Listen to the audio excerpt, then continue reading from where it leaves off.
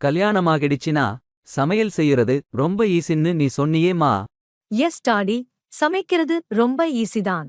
அதுக்காக சுடு தண்ணிய டேஸ்ட் பண்ண சொல்லுறதுதான்மா. என்னால தாங்க முடியலை. சரி அதை விடு, இன்னைக்கு என்ன சமைக்கப் போறே? உப்புமா கிண்டி ரசம் வச்சிரட்டுமா டாடி? உப்புமா கிண்டுறதை உங்க அம்மா கிட்ட இருந்து கத்துக்கிட்ட சரி.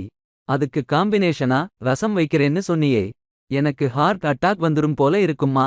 இது கூட பரவாயில்லை சம்பந்தி. குக்கர்ல 2 டம்ளர் அரிசி வச்சு 4 டம்ளர் தண்ணீர் வைக்க சொன்னா.